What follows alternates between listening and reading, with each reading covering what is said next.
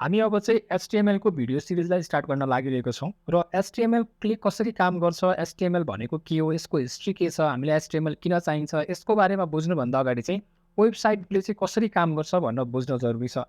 अझ वेबसाइटले कसरी काम गर्छ भन्दा पनि अगाडि वेबसाइट भनेको चाहिँ के हो त?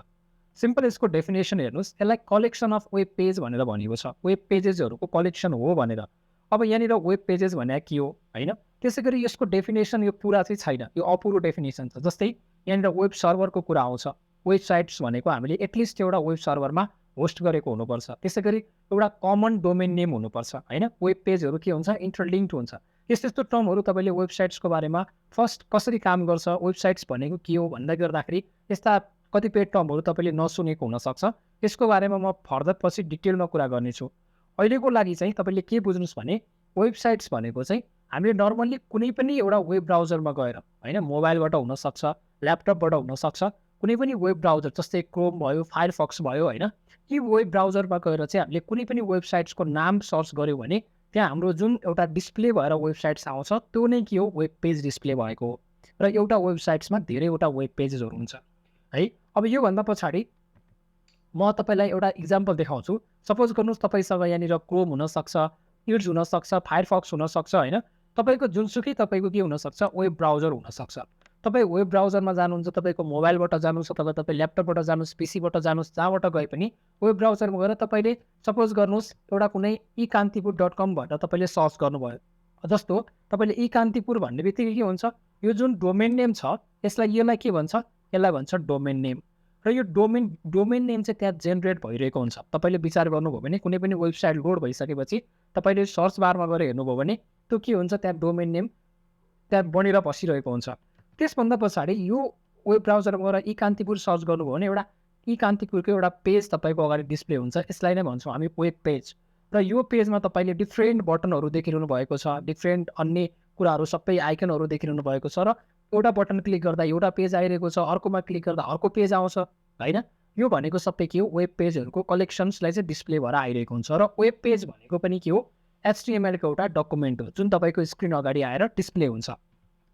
अब यो बुझ्नुभन्दा पनि अगाडि एक्चुअली कसरी काम हुन्छ भन्दा यो त तपाईँले नर्मली सर्च गरेर डिस्प्ले हुने पार्ट मात्रै भयो। जब तपाईँले वेब ब्राउजरमा गएर कुनै पनि वेबसाइट सर्च गर्नुहुन्छ, चाहे तपाईँ फेसबुक सर्च गर्नुहोस्, युट्युब सर्च गर्नुहोस् हैन, इन्स्टाग्राम सर्च गर्नुहोस्, यो सबै के हो, वेबसाइट्सहरू हो। र वेबसाइट्स हामीले किन बनाउँछौँ जस्तो कुराहरू, वेबसाइट्सको इम्पोर्टेन्स के छ भन्ने कुरा तपाईँ गेस पनि गर्न सक्नुहुन्छ हैन। र वेबसाइट्स एउटै मात्र टाइप्समा हुँदैन। जस्तै अब गभर्नमेन्ट वेबसाइट्स होला, त्यसैगरी तपाईँको इन्टरटेनमेन्ट पर्पजको लागि बनाएको वेबसाइट्सहरू होला, जस्तै युट्युब, नेटफ्लिक्सहरू भयो हैन, गभर्नमेन्टको कुनै अफिसियल इन्फर्मेसन्सहरू दिनको लागि बनाएको होला। सबै वेबसाइट जुन जुन पर्पजको लागि बनाए पनि यसले काम गर्ने स्टाइल स्ट्रक्चर भने चाहिँ सबै वेबसाइट्सको एउटै हुन्छ। जस्तो यहाँनिर तपाईँले 4-5 वटा वेब ब्राउजरहरू तपाईँ देख्न सक्नुहुन्छ। र अर्को कुरा हामीलाई के थाहा छ, वेबसाइट्समा गएर वेबसाइट्स रिच गर्नको लागि अथवा वेबसाइट एक्सेस गर्नको लागि त हामीलाई इन्टरनेट कनेक्सन चाहिन्छ भन्ने कुरा चाहिँ पहिले दिमागमा हाम्रो छँदै नै छ हैन।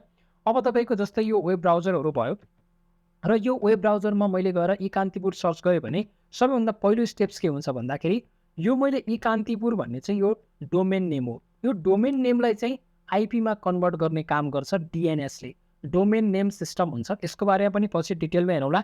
तपाईँले अहिले के मात्र बुझ्नुहोस् भने DNS भन्ने एउटा हामीले DNSको थ्रुबाट चाहिँ के हुँदो रहेछ, डोमेन नेम हामीले जुन इन्टर गर्छौँ सर्च गर्दाखेरि हामीले, तर यो डोमेन नेम चाहिँ हाम्रो आइपीमा यसरी कन्भर्ट हुने काम चाहिँ DNSको थ्रु, डोमेन नेम सिस्टमको थ्रुबाट हुन्छ। त्यसभन्दा पछाडि यो आइपीमा कन्भर्ट भइसकेपछि मात्रै के हुन्छ भन्दाखेरि हाम्रो वेब सर्भर हुन्छ। वेब सर्भरमा चाहिँ हाम्रो वेबसाइट्स कन्टेन गरेको हुन्छ। अब वेब सर्भर्स भनेको चाहिँ पर्टिकुलर एउटा वेबसाइट्सको लागि डेडिकेटेड सर्भर पनि बनाएको हुनसक्छ अथवा सेयर्ड सर्भर पनि हुनसक्छ। यो डिफ्रेन्ट सर्भरहरूको हाम्रो रिक्वायरमेन्ट अनुसार फरक हुनसक्छ। त्यसको बारेमा पनि पछि डिटेलमा हेरौँला। अहिलेको लागि चाहिँ सिम्पल हाम्रो ekantipuर भन्ने चाहिँ कहाँ रहेछ, वेब सर्भरमा चाहिँ बसिरहेको छ।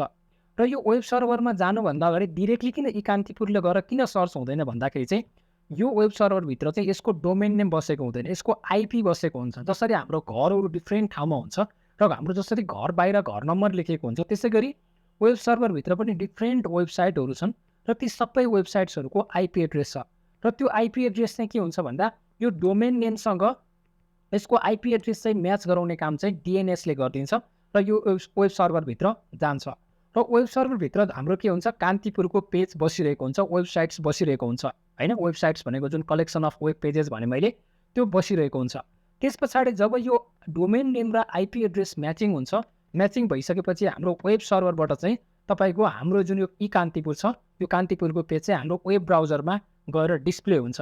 यसरी चाहिँ कम्प्लिटली के हुन्छ भने वेबसाइटले काम गरिरहेको हुन्छ। र यो डिस्प्ले भएर जुन कान्तिपुर पेज डिस्प्ले भइरहेको छ, यो नै एउटा एचटिएमएल पेज हो। अब यहाँनिर एचटिटिपी रिक्वेस्टको कुरा, रेस्पोन्सको कुरा होइन, रिक्वेस्ट आउने कुरा, रेस्पोन्स जाने कुरा, यो धेरै पार्टहरू बाँकी छ। तर नर्मल्ली हाम्रो के हुँदो रहेछ, हाम्रो वेब ब्राउजरबाट रिक्वेस्ट जाँदो रहेछ, हामी डोमेन नेम इन्टर गर्दो रहेछ, युजरले डोमेन नेम इन्टर गरिसकेपछि डिएनएसले के गर्दो रहेछ, त्यो डोमेन नेमलाई आइपी एड्रेसमा कन्भर्ट गर्दो रहेछ र सर्भरमा चाहिँ के गर्दो रहेछ, त्यो वेबसाइट कहाँ बसिरहेको छ त्यो आइपी एड्रेसको थ्रुबाट त्यसले एक्सेस गर्छ र त्यो एक्सेस गरिसकेपछि त्यो सर्भरमा भएको हाम्रो वेबसाइट चाहिँ हाम्रो वेब ब्राउजरमा यसरी डिस्प्ले हुन्छ। र त्यो डिस्प्ले भएको पेज के रहेछ, एचटिएमएल पेज रहेछ, जसलाई हामीले के भन्छौँ, वेबसाइट्स भन्छौँ। र वेबसाइट्सभित्र हाम्रो वेब पेजेसहरू चाहिँ डिस्प्ले हुन्छ है त। तपाईँले यहाँसम्म बुझ्नुभयो होला। अब फर्दर बाँकी भिडियोजहरूमा चाहिँ हामी एचटिएमएलको बारेमा हेर्दै जान्छौँ र अन्य कन्सेप्ट्सहरूको बारेमा पनि हेर्दै जान्छौँ। केही कन्फ्युजन भयो भने चाहिँ तपाईँले कमेन्ट सेक्सनमा कमेन्ट राख्न सक्नुहुन्छ। धन्यवाद।